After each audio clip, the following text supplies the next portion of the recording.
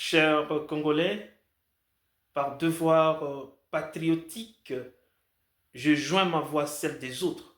Oui, notre beau pays est en guerre, une guerre de rapine néocoloniale qui a commencé avec Mosé Laurent Désiré Kabila 2 août 1998, qui nous a été imposée parce que nous sommes un peuple sans défense. Oui, le Congo est un pays sans défense, un peuple inoffensif. Il en a été ainsi avec la guerre dite de libération, avec Mosé Laurent Désiré Kabila, 1996-1997.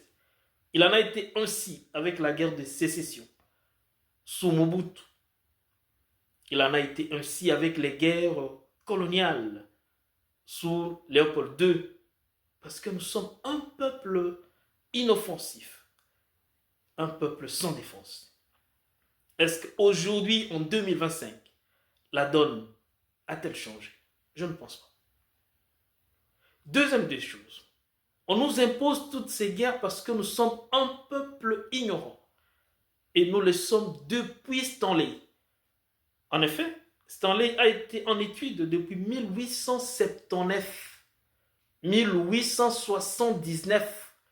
Il a été en étude, il nous a étudiés. Et sa mission consistait à signer les accords avec nos ancêtres. Et nos chefs de terre, à l'époque, ont signé avec Stanley 450 accords qui nous ont valu la colonisation, la sécession de la terre ou des terres congolaises. Et tous ces accords ont été signés en français ou en anglais, langue que nos ancêtres ignoraient complètement. Et ils signaient quand même. Je ne les condamne pas, mais ils signaient quand même. Ignorance. Et pourquoi ils les signaient? Parce qu'ils faisaient foi à la bonne foi de l'homme blanc. Et voilà la ruse. Stanley leur faisait signer ces accords sur base du droit foncier européen, où la terre, la rivière peuvent être des propriétés privées d'un individu.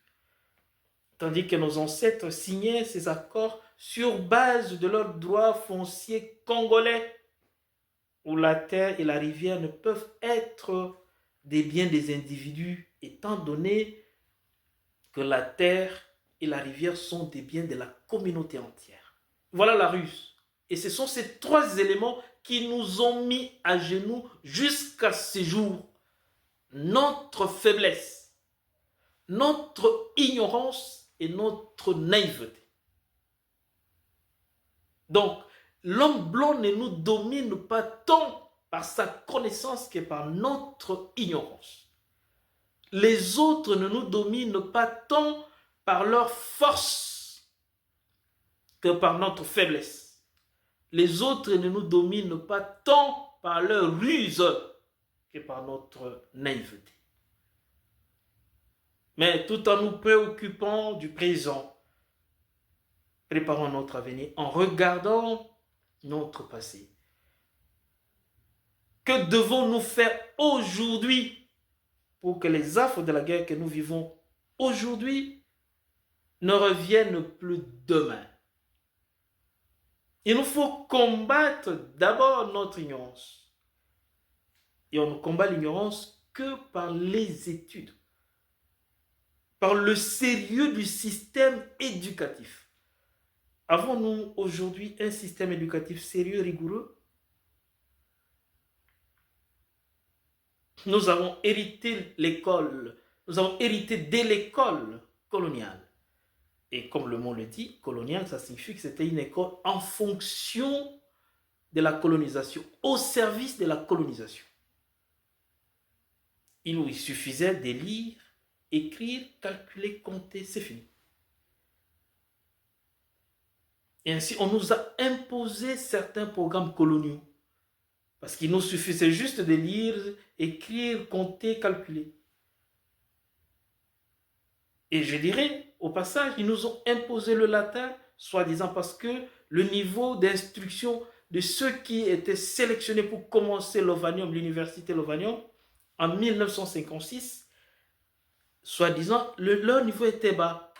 Et il fallait imposer ou ajouter le latin. Et aujourd'hui, à quoi sert encore le latin? Alors qu'on est en train de bourrer la tête de nos jeunes, en commençant par moi-même, du latin. Ça nous servirait à quoi? On nous a appris la géographie, leur géographie pour nous tourner notre esprit vers eux. Mais nous avons appris que nous avons aussi une géographie. Qu'est-ce que nous en faisons? Ou à quoi bon étudier leur géographie, leur histoire, aujourd'hui encore, en plein 21e siècle? Commençons. Il nous faut réfléchir, repenser notre système éducatif en partant de ce dont nous avons hérité. Deuxième des choses, en acceptant l'école, nous amenons nos enfants, nos frères, nos sœurs, nos cadets à l'école sur base du principe de la confiance présumée. Nous présumons que à l'école, les formateurs, les enseignants, les professeurs vont les former, c'est-à-dire vont les humaniser. Mais qu'est-ce que nous, professeurs, enseignants, maîtres, maîtresses, qu'est-ce que nous faisons? Parce que on a un salaire de misère, parce que l'État ne nous paye pas, nous bâclons la formation de ces enfants. Si le gouvernement ne nous paye pas, je ne cautionne pas cet agir gouvernemental. Mais je pose la question, chers enseignants, qu'est-ce que ces enfants ont-ils fait pour que nous bâclons leur formation? Ne sont-ils pas innocents de notre manière d'agir? Et après, nous sommes le premier à nous plaindre. On n'a pas un bon président, on n'a pas de bons médecins, on ne se développe pas, on n'a pas de bons magistrats, ils n'ont pas la morale, on n'a pas de bons mécaniciens, on n'a pas de bons pilotes. Mais d'où viendraient ces bons dirigeants, ces bons médecins, ces bons pharmaciens? De la cuisse de Jupiter? Ou seulement de ces enfants que nous avons eu à mal former, à déformer, à déshumaniser, et après nous nous plaignons de leur déshumanité? Il nous faut réfléchir. L'avenir de notre pays est entre nos mains, chacun à son niveau. Nous ne pouvons combattre notre naïveté sui generis que par la connaissance. Il nous faut connaître. Mais qu'est-ce qu'il nous faut connaître? Ce n'est pas connaître à danser, ce n'est pas connaître à chanter, connaître notre monde, connaître les technologies modernes, connaître les sciences modernes. Où est-ce que nous en sommes? Parce que si la tête là est blindée, nous serions capables de découvrir les ruses historiques du monde actuel. Mais si là c'est vide, nous allons continuer à les acclamer, nous allons continuer à les applaudir alors qu'ils viennent pour nous ruser. Et après nous n'aurons que nos yeux pour pleurer. Et comment combattre notre faiblesse? Et nous devons savoir que le principe, nous devons réinventer nos armes nous-mêmes, le concevoir nous-mêmes de nos têtes, et nous en sommes capables. Pour rappel, vous le savez, lors de la guerre dite de libération, entre 1996 et 1997, après les massacres qu'il y a eu à Kisangani, les Nations Unies voulaient faire une enquête ou faisaient des enquêtes. Mosè Laurent Désiré Kabila leur a, en tout cas, entravé leurs enquêtes. Et suite à cela, ils nous ont imposé un embargo. Et jusqu'à ce jour, la RDC est sous embargo. Un pays en guerre, sous embargo d'achat d'armes. Et nous allons trouver ça normal? Non, il n'y a rien de normal. L'enjeu est autre. Faire du pays le plus riche du monde un pays sans véritablement moyen de défense pour protéger, défendre son territoire, ses richesses. Voilà l'enjeu. Cet embargo n'a rien à faire au fait d'empêcher ou d'entraver les démarches, les enquêtes. Mais c'est pour que nous ne soyons pas capables de nous défendre. Et nous, aujourd'hui, nous nous référons à ce genre-là pour nous venir en guerre, pour nous venir en aide, pour nous aider. Et pour inventer les armes, il ne faut pas plier. Il ne faut pas faire du bruit. Il faut le sérieux, la science, les recherches. Et nous ne pouvons y parvenir que par l'éducation. Et nous sommes tous conscients que l'éducation est la clé. Et nous en avons encore entre nos mains. Pour finir, j'ai une question. Entre un homme, un militaire, ce militaire devant qui je m'incline pour leur courage ou son courage en guerre avec son arme Kalachnikov, et le scientifique qui a conçu cette arme, parce que l'arme là vient de la tête de quelqu'un.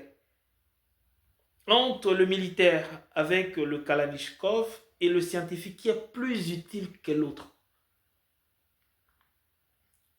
Le militaire dira non, non, c'est moi. Si moi je ne vais pas en guerre, il n'y a pas de guerre. Mais si le scientifique ne conçoit pas là, le militaire irait-il en guerre même réduire? Et le scientifique n'est pas né avec la connaissance qu'il a. Si le professeur ne lui avait pas donné cours, ne lui avait pas transmis cette science, serait-il à mesure d'inventer, de concevoir là? Et le prof, s'il connaît maintenant les propriétés, je ne sais pas quoi, des matières premières, c'est parce qu'il a un géologue qui les a inventées. Et nous voyons là la complexité de toute la chaîne. Pour être prêt demain en guerre, pour que demain nous ne puissions plus revivre les affres de la guerre du passé et du présent, chacun doit s'impliquer. Et si chacun ne s'implique pas, chers amis, nous vivrons demain ce que nous sommes en train de vivre aujourd'hui. À nous de répondre à la gifle reçue de l'histoire ou à nous de ne pas répondre, de ne pas y répondre. La victoire finale de notre guerre est entre nos mains en devenant des hommes nouveaux pour un Congo nouveau. Merci. Francky.